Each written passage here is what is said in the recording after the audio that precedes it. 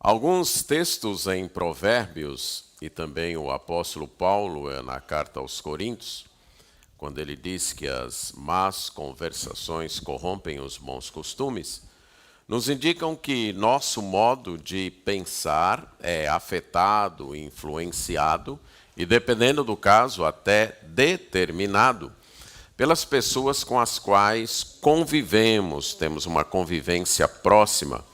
Especialmente se admiramos estas pessoas, se nos encantamos com estas pessoas.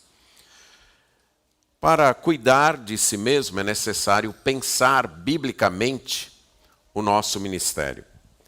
E para pensar biblicamente, nós precisamos de uma convivência com o Senhor Jesus Cristo. Precisamos estar aos pés de Cristo. E para demonstrar 3 situações onde se torna bem necessário estarmos aos pés de Cristo, eu quero partir de um exemplo de uma mulher que aparece 3 vezes nas Escrituras. E as 3 vezes que ela aparece, ela está aos pés do Senhor Jesus Cristo. Estou me referindo a Maria de Betânia, Maria, irmã de Marta e irmã de Lázaro. Então, baseado no exemplo dela, quero apresentar 3 situações que devemos estar aos pés do Senhor Jesus Cristo, para então podermos aprender a pensar como Ele e assim cuidar de nós mesmos. Em primeiro lugar, o texto de Lucas, capítulo 10, versos 38 a 42, que demonstram que nos momentos de muita atividade e de pressão, nós precisamos estar aos pés do Senhor Jesus Cristo. Os pés do Senhor Jesus Cristo é o melhor lugar para estarmos quando nos sentirmos pressionados pelas muitas atividades e necessidades ao nosso redor. O texto diz assim: indo eles de caminho, entrou Jesus num povoado, e certa mulher, chamada Marta, hospedou na sua casa.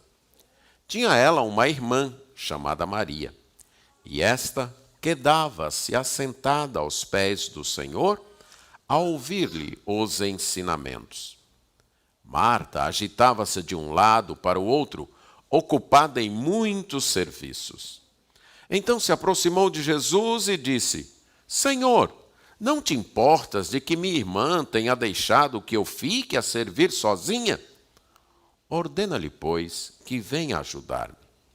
Respondeu-lhe o Senhor: Marta, Marta, andas inquietas e te preocupas com muitas coisas. Entretanto, pouco é necessário, ou mesmo uma só coisa.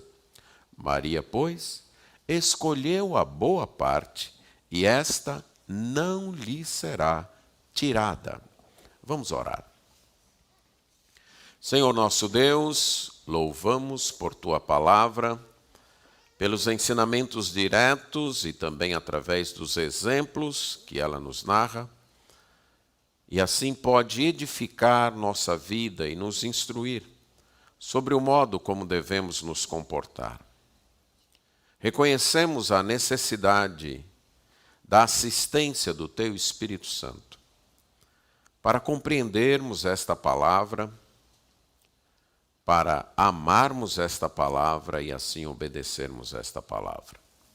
Pedimos isto em nome de Jesus. Amém. Nosso texto aqui no Evangelho de Lucas, Lucas escreve para Teófilo, com o objetivo de lhe dar plena certeza daquilo que ele já havia aprendido. E aqui ele narra, este episódio está na sua narrativa, da viagem de Jerusalém até Jerusalém, na viagem de Jesus até Jerusalém, que compreende a maior parte do Evangelho de Lucas, de 9 até 19. Alguns comentaristas entendem que Lucas colocou este episódio aqui, neste momento da sua narrativa, para ilustrar o primeiro mandamento.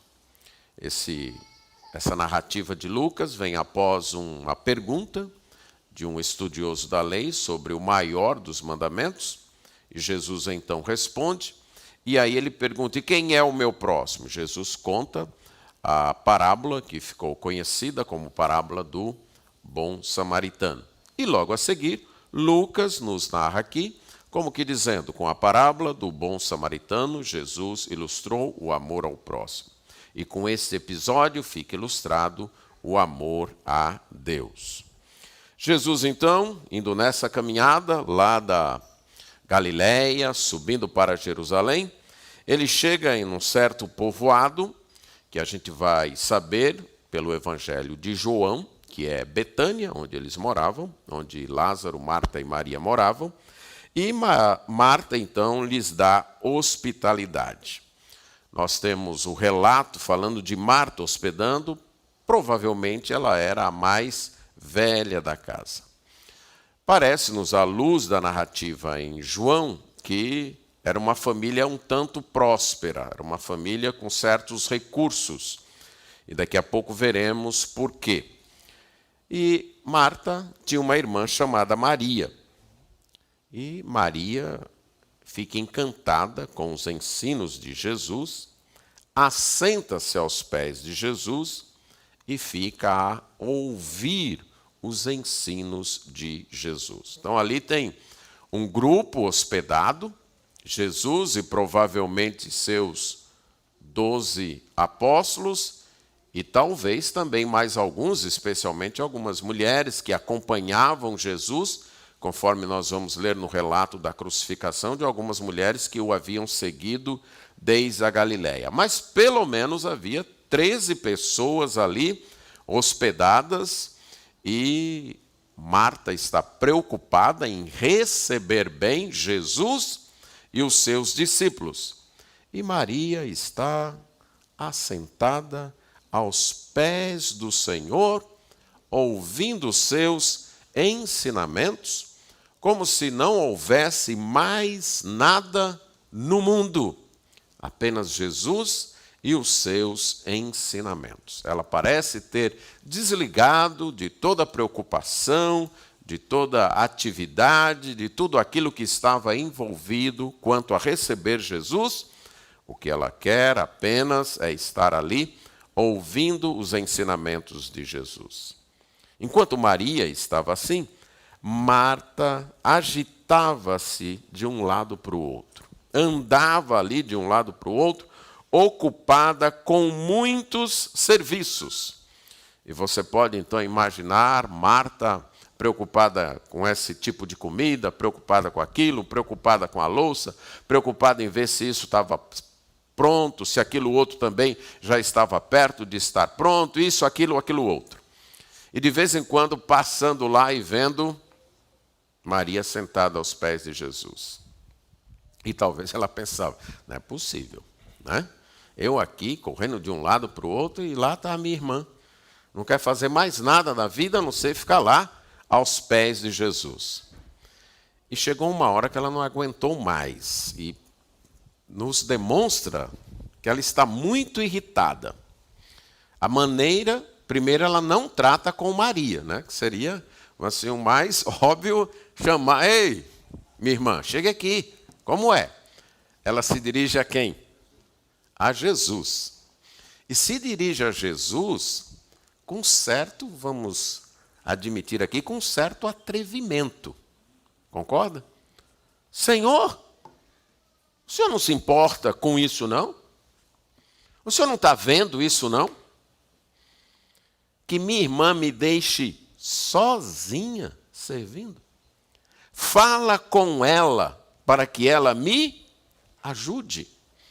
Marta aqui, tão atarefada e estressada, ela se dirige a Jesus com uma pergunta que já pressupõe uma resposta positiva.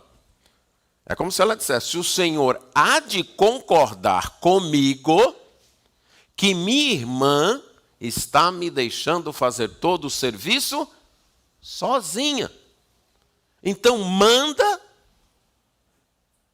E quem é que está mandando de fato aqui? Hã? É Marta, concorda? Ela está mandando Jesus mandar. Então manda que ela me ajude. E Jesus então diz, e aí a gente pode imaginar o carinho, o amor. Jesus não se ofende com esse atrevimento de Marta, com essa até presunção, certo? O senhor não está vendo isso que está acontecendo, não? Então manda que minha irmã me ajude. Jesus responde com uma consideração e um carinho fantástico. Marta, Marta, você está ansiosa e está se perturbando com muitas coisas. Deixa eu te dizer, pouco é necessário, ou só uma coisa é necessária. E Maria escolheu a boa parte, e isso não vai ser tirado dela, não. Eu não vou mandar ela deixar de estar aqui assentada para me ouvir, para ir te ajudar. Porque ela escolheu a melhor parte.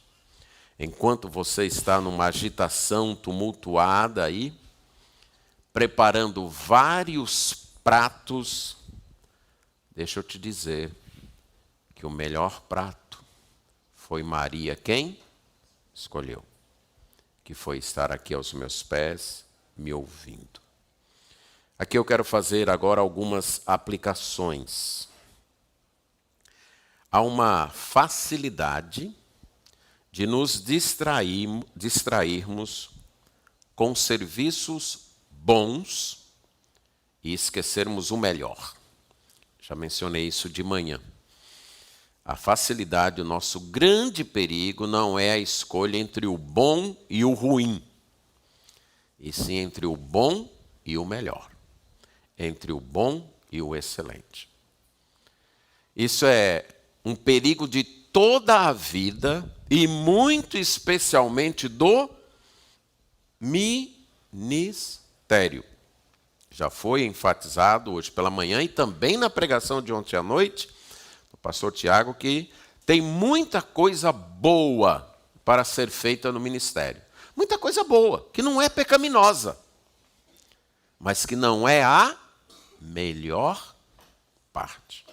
Tem muita coisa boa para se fazer na vida, mas muita coisa boa mesmo. Tem muita coisa que até é vista como necessidade para ser feita no ministério, mas ainda não é a melhor parte. E estas coisas boas podem nos levar a deixar de lado a melhor parte. Nos momentos de muita atividade, de pressão, lembre-se de ir aos pés de Jesus. Lembre-se de buscar a Jesus, para que Ele lhe dê esse discernimento, para no meio de tanta coisa, Senhor, que 24 horas no dia é pouco. Eu gostaria que o dia tivesse mais horas e que eu tivesse mais energia, porque é muita coisa para fazer. Me ajude a ver o que é melhor, a melhor parte. Escolhas têm que ser feitas. Nós não podemos fazer tudo. Quando jovens, a gente acha que pode fazer tudo. Que sempre cabe uma coisinha a mais na agenda, um compromisso a mais, eu dou um jeito, eu me viro daqui, eu não posso deixar isso aqui sem ser feito, se eu não fizer, ninguém faz, pelo menos não faz tão bem quanto eu acho que eu sou capaz de fazer.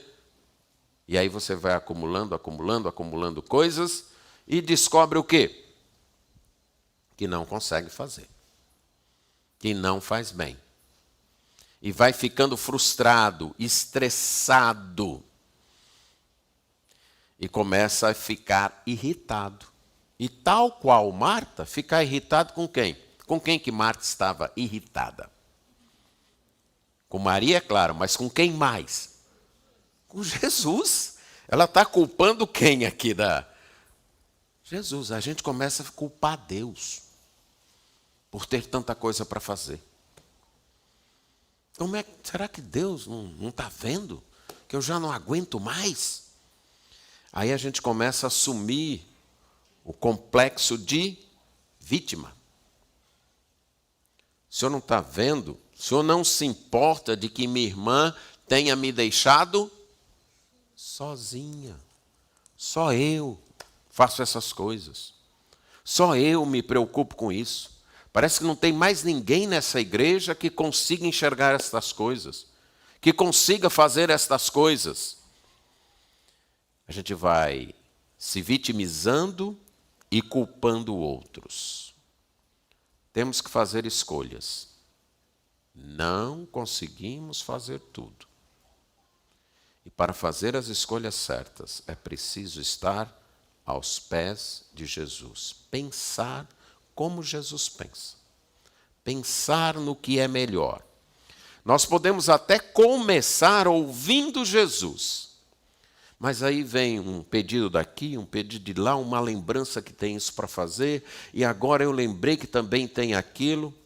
Se existe um momento em que nossa memória se torna afiada, não sei se isso acontece com vocês, mas comigo, se existe um momento em que a memória se torna afiada, é no momento da oração devocional. Rapaz, como ela parece que acorda. Lembrou que tem isso? Lembrou que ainda não respondeu fulano? Lembrou que ainda tem aquela visita? Lembrou que Beltrano fez? Pronto. E aí começa, e é necessário o domínio próprio, a disciplina, para dar um basta nisso, certo? E voltar-se para os pés de Jesus.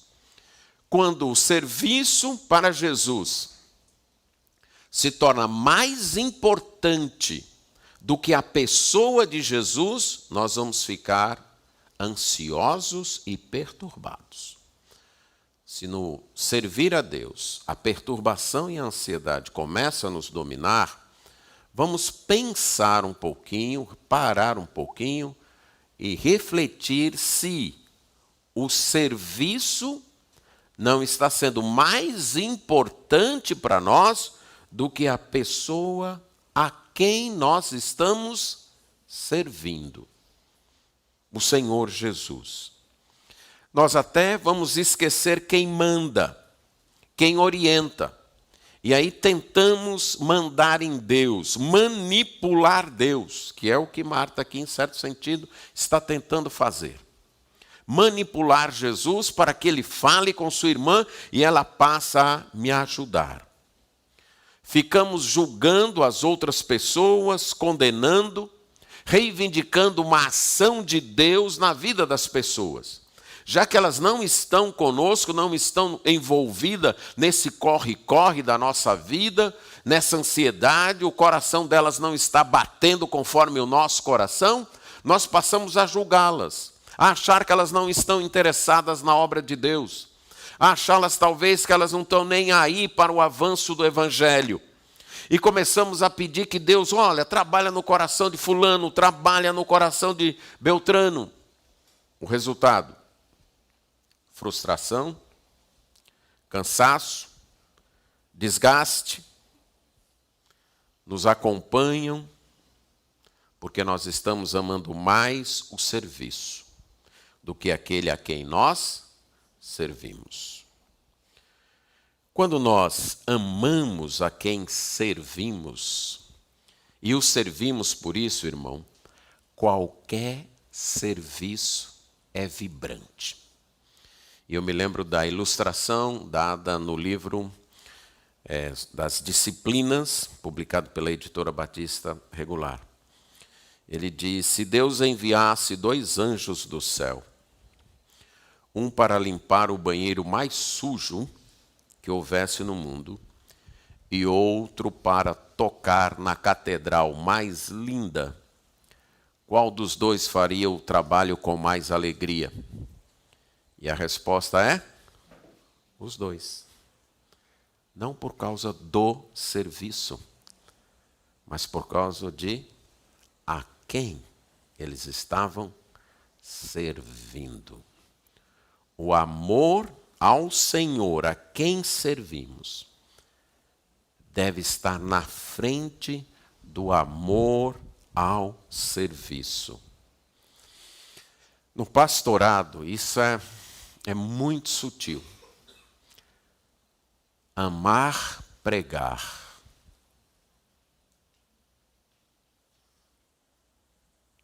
Pode se tornar um amor maior do que o nosso amor a Deus. Amar, pregar. E a gente deve gostar de pregar, não é possível, não se concebe um pastor que não gosta de pregar, certo?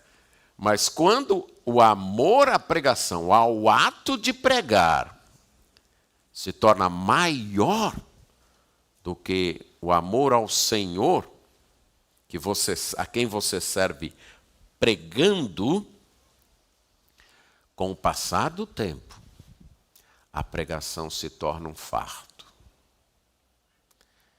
Até o talento que Deus nos dá, nos aprisiona. Então, alguns, Deus tem dado um talento, uma capacidade de compreensão, de articulação muito grande, que impacta, que impressiona. E quando isso se torna para nós, tem para nós um encanto maior do que o servir a Jesus, irmãos, a gente fica aprisionados a isso, e isso se torna um fardo. Muito obrigado. Isto se torna um fardo para nós. Há um autor brasileiro que, quando jovem, ele publicou um livro. Isso aqui me parece o nome Feliz Ano Velho, acho que é na década de 80. Esse livro, o primeiro livro dele, foi um sucesso. E qual foi o problema desse sucesso? A dificuldade em escrever um segundo livro. Por quê? Porque toda vez que ele sentava para escrever, ele mesmo disse, o peso do sucesso do primeiro o sufocava. Porque agora ele estava pensando na reação das pessoas. Então, e não no simples fato do prazer de escrever em si. E isso acontece quando o ato de pregar se torna um amor maior do que pregar para servir a Jesus, por amor a Jesus. O talento pode até nos sufocar, nos aprisionar. Você começa a preparar a mensagem já preocupado, será que ela vai ficar tão boa quanto aquela outra que eu fiz? Será que as pessoas não vão achar que eu errei a mão dessa vez?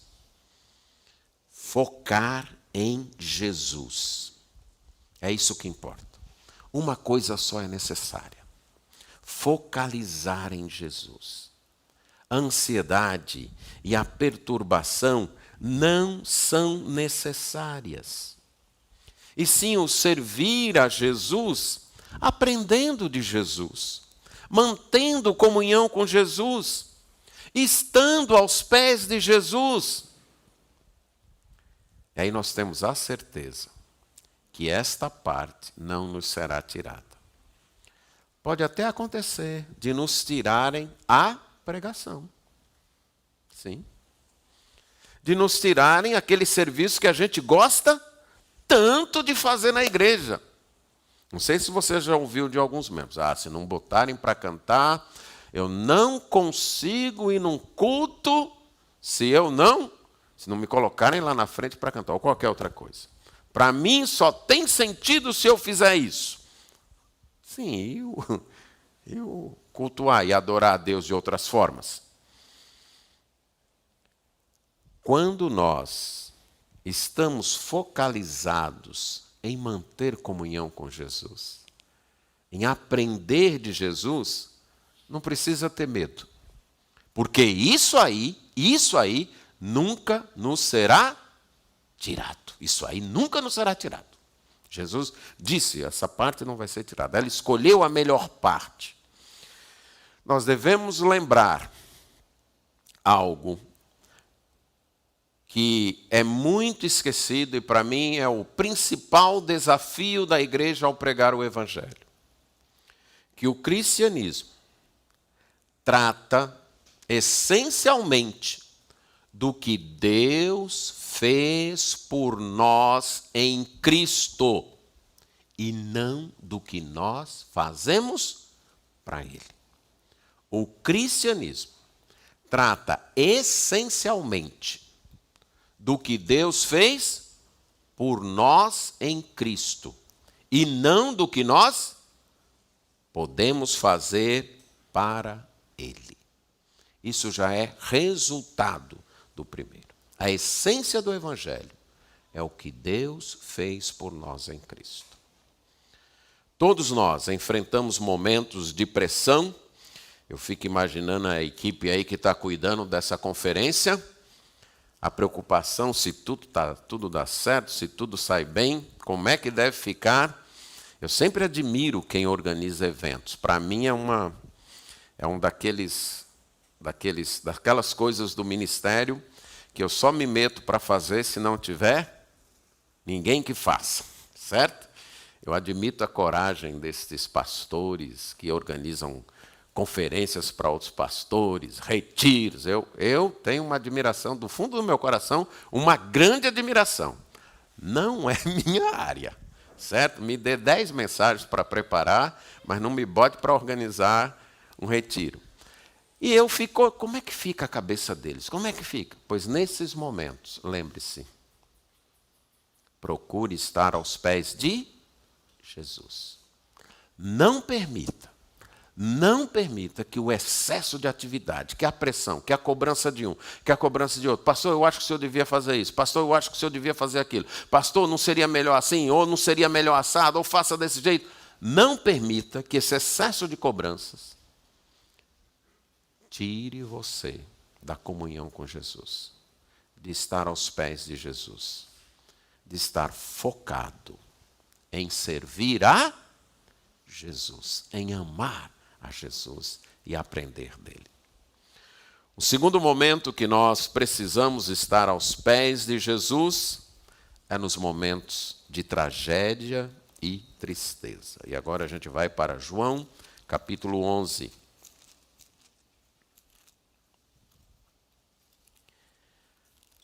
João, capítulo 11. Vamos ler a partir do verso 28, o contexto aqui. O Evangelho de João é escrito uns 60 anos depois de todos os episódios que ele narra terem ocorrido, muito provavelmente lá na Ásia, escrito para os judeus ou prosélitos, e João vai procurar, como claramente ele diz no seu Evangelho, escrever para mostrar, evidenciar que Jesus é o Messias prometido e para que as pessoas, crendo nisso, pudessem ter vida. Na primeira parte, que vai até capítulo 12, João então nos conta os sinais, ele seleciona alguns sinais, ele mesmo diz, Jesus fez muitos outros, mas é como se ele dissesse, eu escolhi alguns para comprovar isso. E ao mesmo tempo, ele explica uma pergunta que talvez estivesse na mente dos seus leitores. Se Jesus é mesmo o Messias prometido, por que os judeus do seu tempo não o reconheceram como tal? E sempre que narra um dos sinais, João mostra a reação dos judeus do tempo de Jesus e explica essa reação. E nos diz por que é que eles, apesar do sinal, ou dos sinais, apesar das evidências, eles rejeitaram Jesus. Era mais uma questão de afetividade, de amor. Amaram mais a glória dos homens, João diz isso com todas as letras, do que de fato a glória de Deus, certo? Então não era uma questão de falta de evidências, não era uma questão de não ter entendido o raciocínio aqui, é uma coisa tão alta que eu não... Não, era uma questão de coração, de afeição, de reconhecer que aquele Jesus era o Messias e que tinha o direito de mandar na vida deles. E o maior sinal no qual João encerra essa primeira parte do seu livro é exatamente a ressurreição de Lázaro. Mas aqui no texto que eu vou ler, a partir do verso 28, Jesus tinha se ausentado, e aí mandaram dizer: Lázaro, teu amigo, está doente. E aí Jesus não volta, ele só vai voltar depois que Lázaro morreu. E quando ele chega, ele se encontra com Marta, e então depois, tendo dito isso, retirou-se, falando de Marta, e chamou Maria, sua irmã, e lhe disse em particular: o mestre chegou e te chama. Ela, ouvindo isso, levantou-se depressa e foi ter com ele, pois Jesus ainda não tinha entrado na aldeia, mas permanecia onde Marta se avistara com ele. Os judeus que estavam com Maria em casa e a consolavam, vendo-a levantar-se depressa e sair, seguiram-na, supondo que ela ia ao túmulo para chorar. Quando Maria chegou ao lugar onde Jesus estava, ao vê-lo, lançou-se-lhe aos pés, dizendo: Senhor, se estiveras aqui, meu irmão não teria morrido. Jesus, vendo-a chorar, e bem assim os judeus que a acompanhavam, agitou-se no espírito e comoveu-se. E perguntou: onde o sepultastes?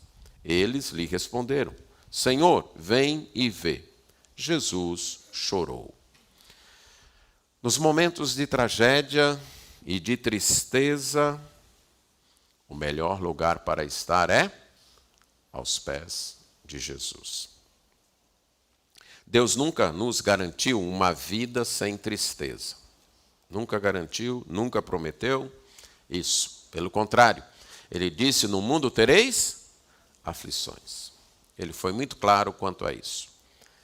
É uma ilusão, uma ingenuidade achar que, porque eu estou servindo a Jesus, porque eu estou fazendo a vontade de Jesus, então eu não enfrentarei grandes problemas, ou tragédias, ou dificuldades na minha vida.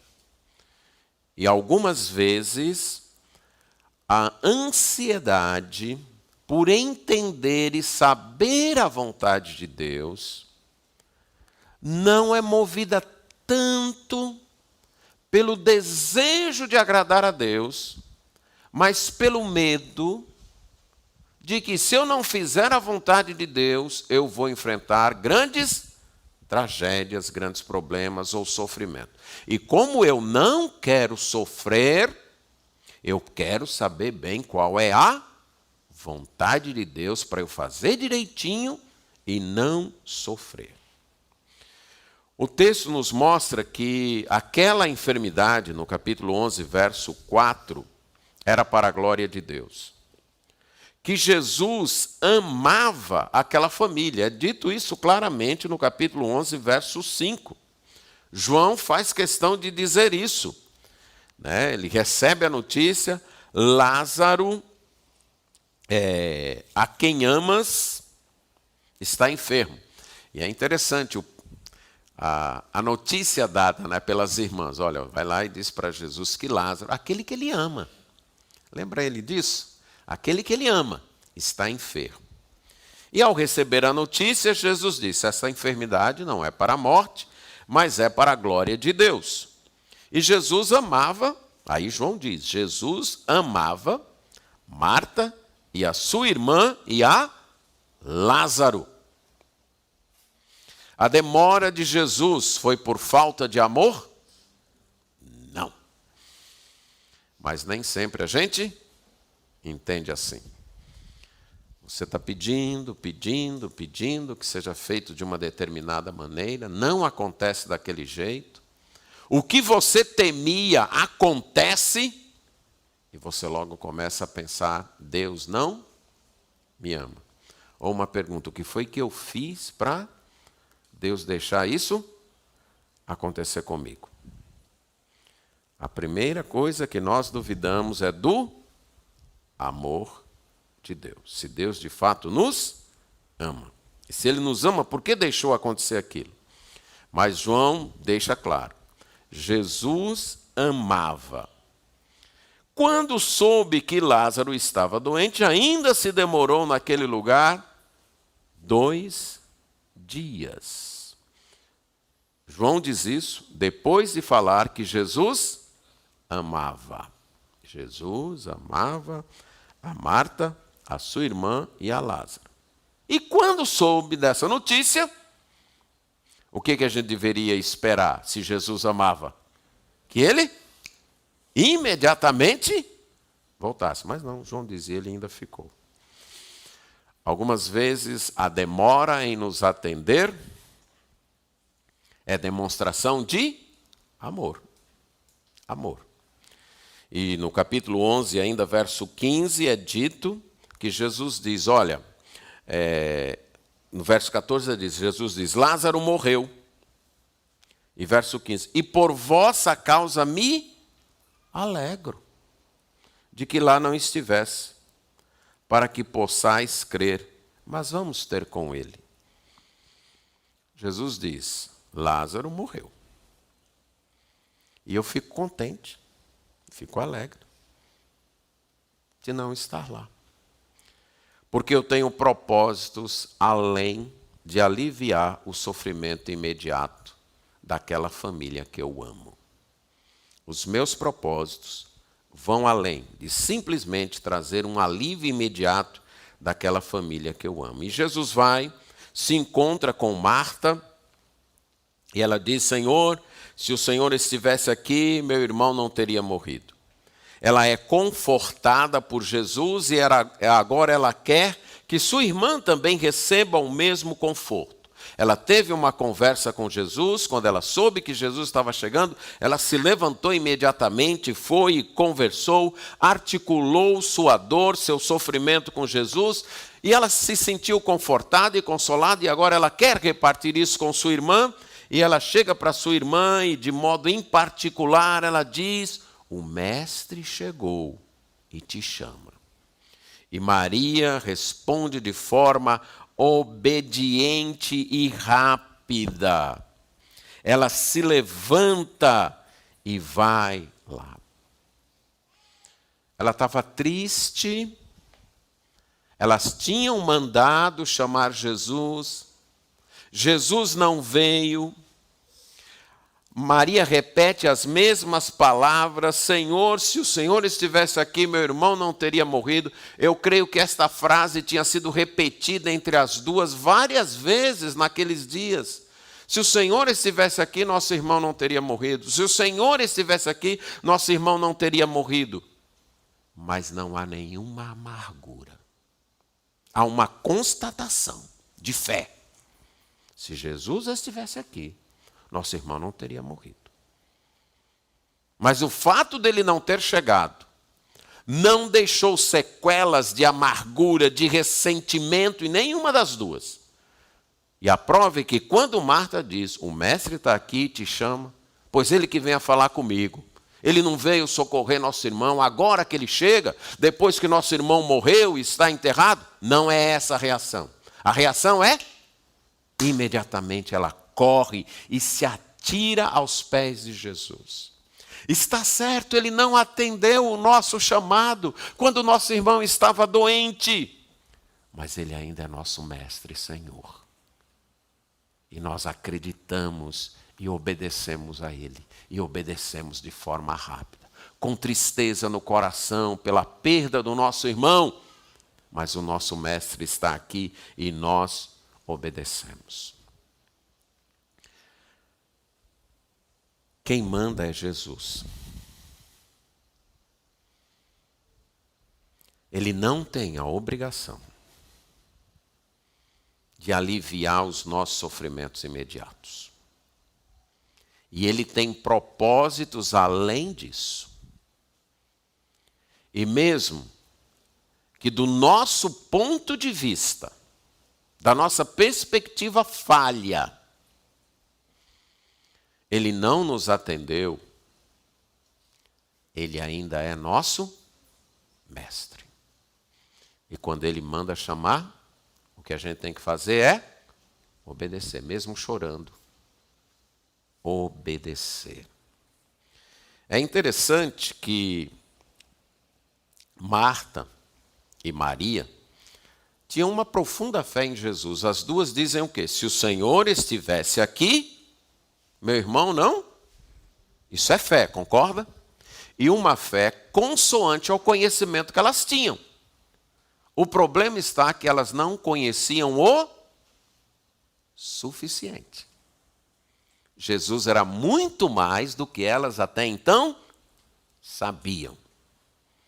Elas tinham uma concepção de Jesus como Messias, mas não era uma concepção tão grande de alguém tão poderoso capaz de ressuscitar um que já estava há 4 dias sepultado. Isso elas não sabiam. Elas sabiam que Jesus era capaz de curar, tanto é que mandaram chamar e afirmam, se o Senhor tivesse aqui, ele não teria morrido. Mas elas não sabiam tudo. Aquela fé precisava crescer. Algumas vezes Jesus nos deixa em situações difíceis porque nossa fé precisa crescer, avançar, aprender mais. A tentativa de um encontro particular não funciona. Havia muitos judeus ali que estavam lamentando naquela casa. E o fato de haver muitos, e já 4 dias ou mais dias depois, é uma das evidências de que aquela família tinha posses. Muitos judeus vindo de Jerusalém para Betânia. Então era uma família influente. Não era uma família qualquer, não. Era uma família com influência, com laços e com posses. Tanto é que ainda havia judeus vindo de Jerusalém para lamentar a perda. E quando ela se levanta, eles pensam, ela vai chorar no túmulo. Eles acertam que ela vai chorar, mas erram porque ela não vai chorar no túmulo. Ela vai chorar aos pés de Jesus. E assim que ela vê Jesus, ela se atira aos seus pés. E aqui algo a notar é a diferença entre as irmãs, né?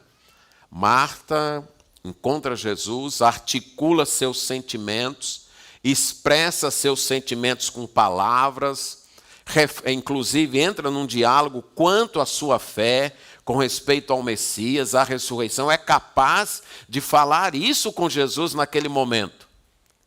Maria expressa a mesma dor com gestos e choro. Não é capaz de articular isso. Ela se atira aos pés de Jesus e chora. É um grito por socorro, um desabafo. E Jesus entende ambas. Ele trata com Marta do jeito que Marta é e trata com Maria do jeito que Maria é. Confortador demais ver isso. Jesus não nos enquadra num jeitinho ali, se for desse, não. Ele sabe que as pessoas são diferentes. Há pessoas que nos momentos de tragédia ou tristeza choram, mas mantêm uma certa serenidade de até expressar bem o seu sofrimento, até articular isso, até conversar sobre isso, sobre a esperança. E há outras pessoas que só conseguem chorar. E Jesus entende ambas. E Jesus, quando viu chorando, quando viu os judeus também chorando, é dito que em indignação seu espírito se turbou. E ele pergunta, onde o colocaram? Eles disseram, vem ver. E Jesus chorou.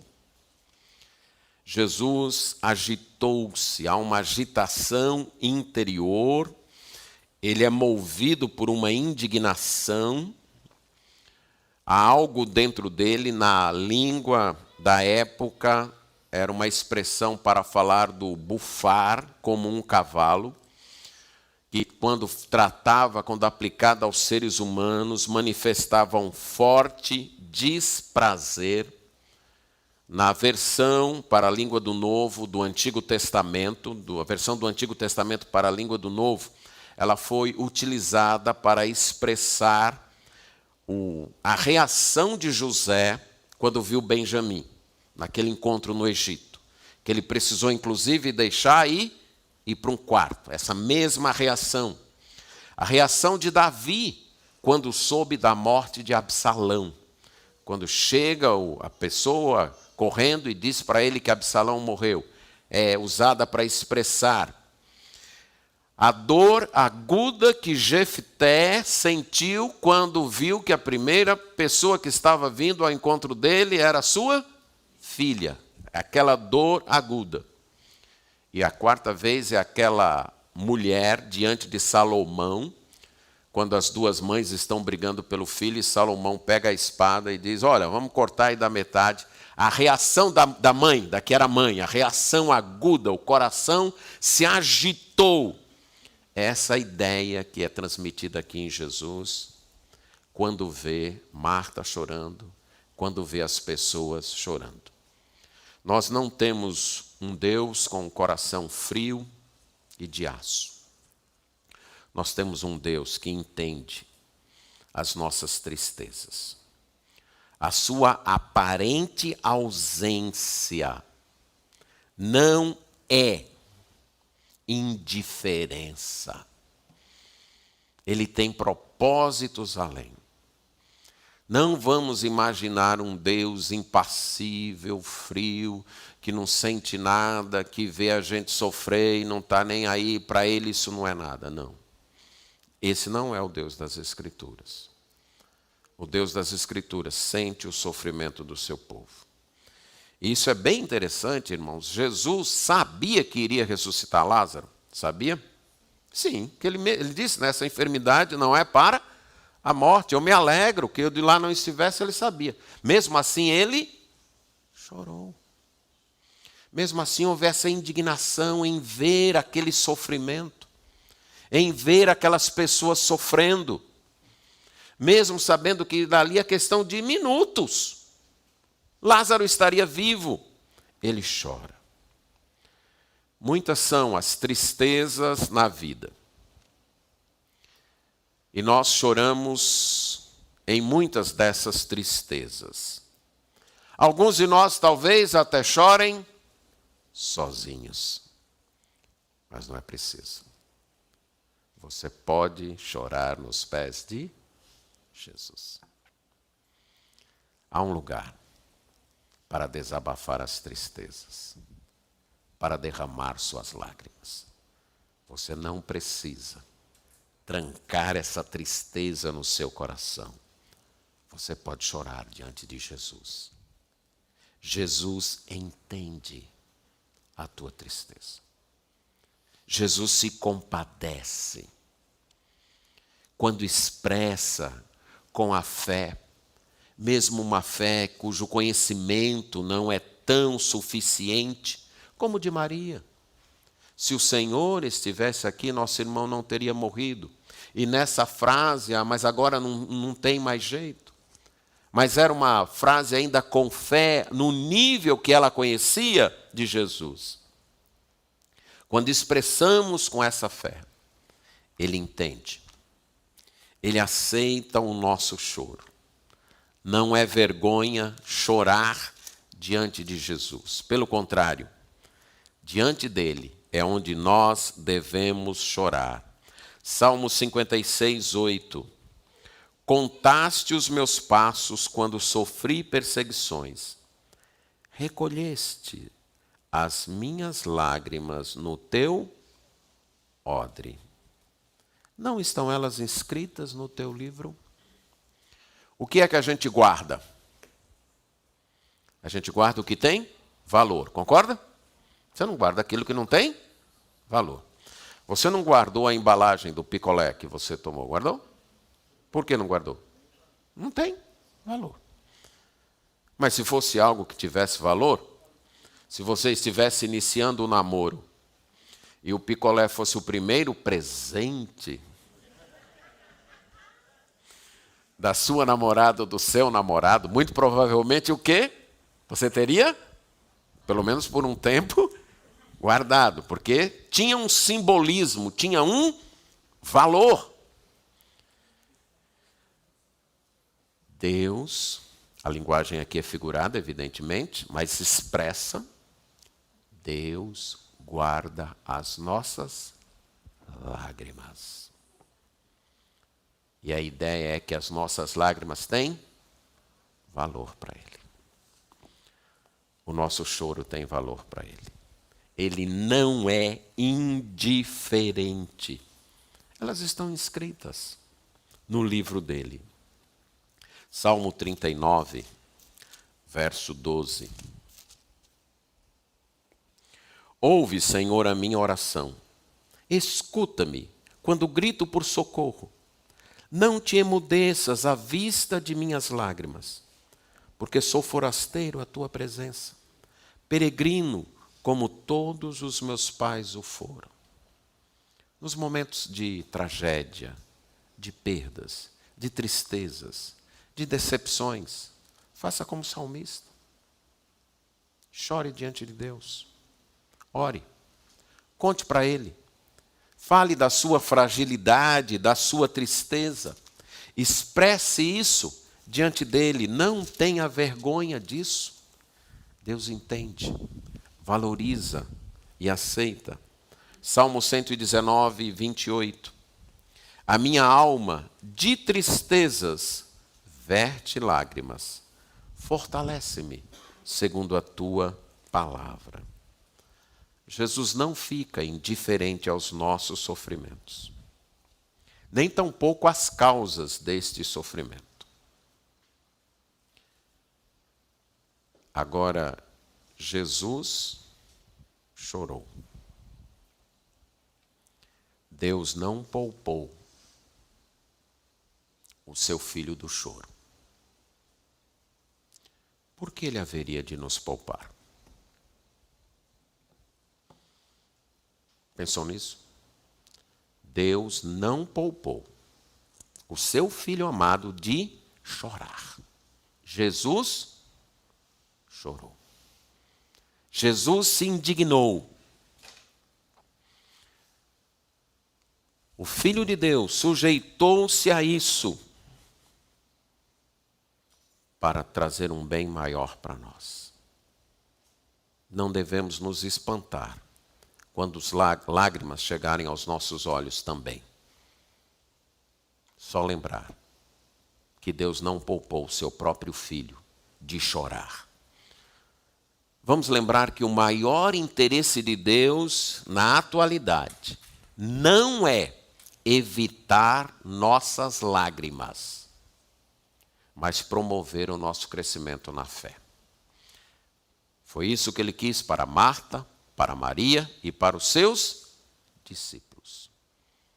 E se for preciso nos fazer chorar, para que nós venhamos a conhecê-lo mais e a crescer na fé, ele vai fazer isso. Um dia, ele vai enxugar dos nossos olhos toda lágrima. Mas não é agora, certo? O céu não é aqui, apesar de que esses dias fica muito parecido, né? Mas um pouco mais parecido, mas o céu não é aqui. Vamos sempre lembrar disso. O dia quando não mais vai ter lágrimas ainda vai chegar. Então até lá nós vamos chorar. Mas podemos chorar aos pés de Jesus.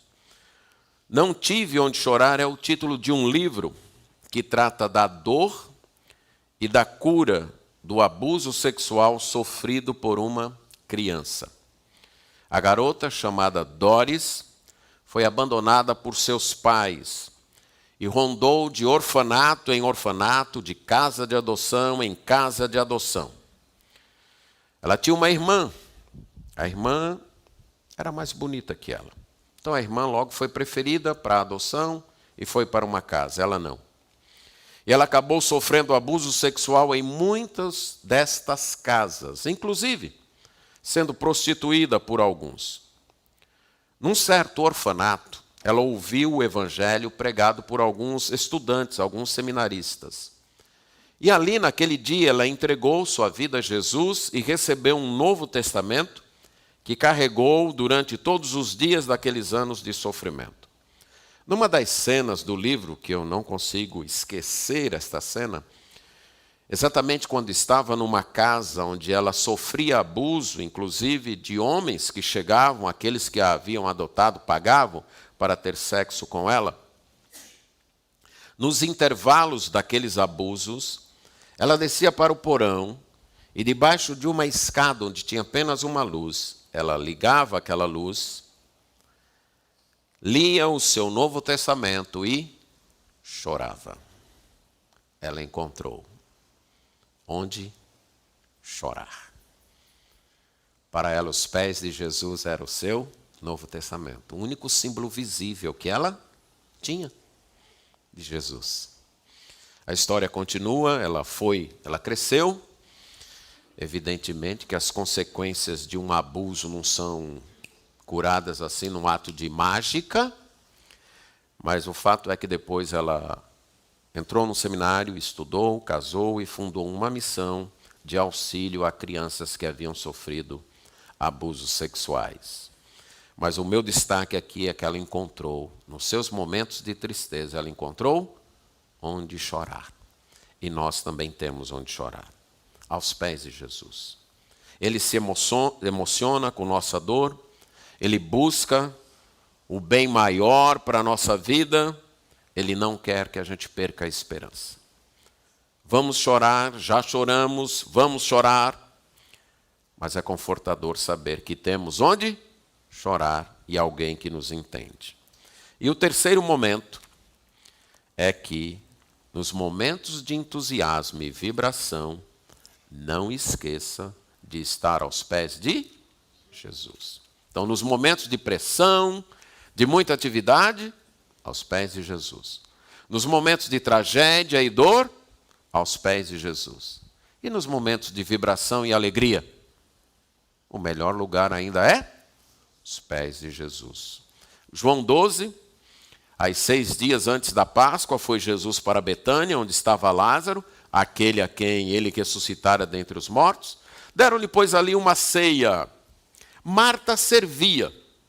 Ainda continuava servindo, só que dessa vez sem estresse. Percebe isso? Dessa vez sem estresse. Tranquila. Ok? Parece que o amor a Jesus agora a dominava e ela podia ainda estar responsável pelo jantar, mas sem o estresse, sem aquela coisa toda. E Lázaro era um dos que estavam à mesa. Então Maria, tomando uma libra de bálsamo de nardo puro, muito precioso, ungiu os pés de Jesus e os enxugou com seus cabelos. E encheu-se a casa toda com o perfume do bálsamo. Mas Judas Iscariotes, um dos discípulos, e que estava para traí-lo, disse: por que não se vendeu esse perfume por 300 denários e não se deu aos pobres? Isso disse ele não porque tivesse cuidado dos pobres, mas porque era ladrão e, tendo a bolsa, tirava o que nela se lançava.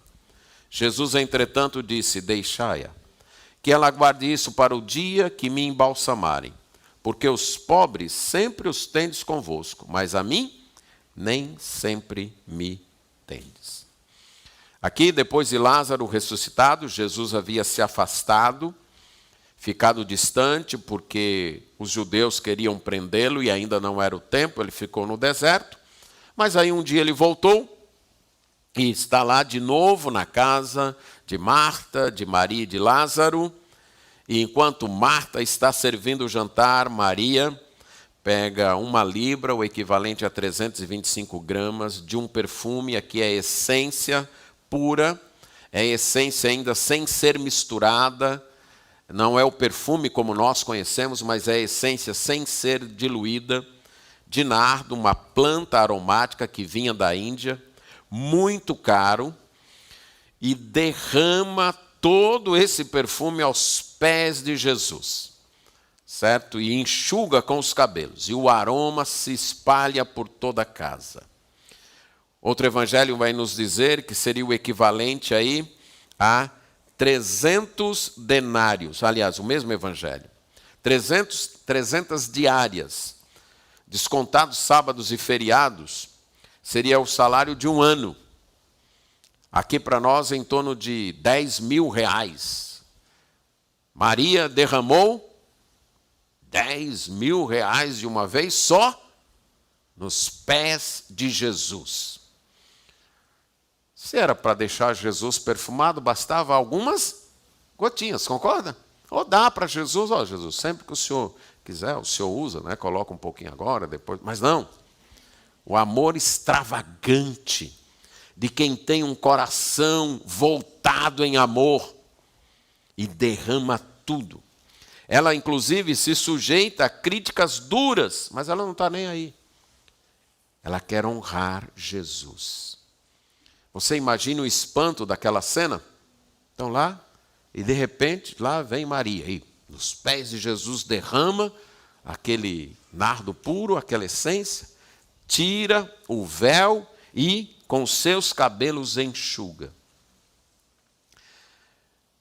Penso eu, que Maria estava antevendo, estava lendo as circunstâncias de que Jesus não vai ficar com a gente para sempre. Com certeza ela não soube todos os detalhes de como isso iria acontecer. Mas ela morava a 4 quilômetros de Jerusalém. Ela ouvia as conversas. Nós vamos prender esse Jesus e vamos prender também Lázaro. E vamos matar os dois. Era a conversa da liderança judaica, então, depois da ressurreição. E ela aproveita a oportunidade que ela tem. É como se ela pensasse, talvez seja a última vez que eu vou ter Jesus aqui em casa. E eu quero honrá-lo de forma extravagante. Manifestar o meu amor por ele. Agora foi um ato além, que teve um resultado, impacto além do pretendido. Foi algo muito mais do que ela imaginou. Uma homenagem em vida, mas ungindo para a sepultura. E Jesus disse, isso é muito mais importante do que ajudar os pobres. Muito mais importante do que ajudar os pobres. E um ato que ficou gravado na memória do Evangelho. Sem medir os custos, de modo sacrificial, um amor devotado, que não procrastinou, que aproveitou a oportunidade, que foi incompreensível aos olhos das pessoas, mas honrou Jesus. Nos momentos de alegria, a gente pode esquecer de estar aos pés de Jesus. Eu creio que dos 3 momentos, o mais inclinado para a gente estar aos pés de Jesus é exatamente o segundo, na hora do sofrimento. Não tem mais para onde ir, então é nos pés dele mesmo, agora é só Jesus mesmo e pronto. Naquele primeiro momento, a gente ainda tenta resolver as coisas com o nosso corre-corre, com nossos recursos. E nesse último momento aí é que parece que a gente esquece mesmo. A vibração é tanta, a empolgação é tanta alegria, que a gente se esquece de estar aos pés de Jesus. Cuidar de si mesmo envolve pensar biblicamente. E o pensar biblicamente é moldado por estar com Jesus. Ter uma proximidade com Jesus. Então, quando as pressões surgirem, quando você se sentir sufocado de tanta atividade, quando você levantar de manhã e lembrar, meu Deus, eu tenho tanta coisa para fazer, lembre-se de ir para os pés de Jesus. Quando a tristeza invadir seu coração, chegar, roubar quem você ama, destruir seu amor, praticamente acabar com seus sonhos e só restar lágrimas nos seus olhos, lembre-se, o melhor lugar para estar é chorando aos pés de Jesus. E quando estiver vibrando de alegria, alegre, comemorando as conquistas, lembre-se, o melhor lugar para derramar esta alegria e este amor é aos pés de Jesus. Que esse seja o melhor lugar para a gente estar. Amém.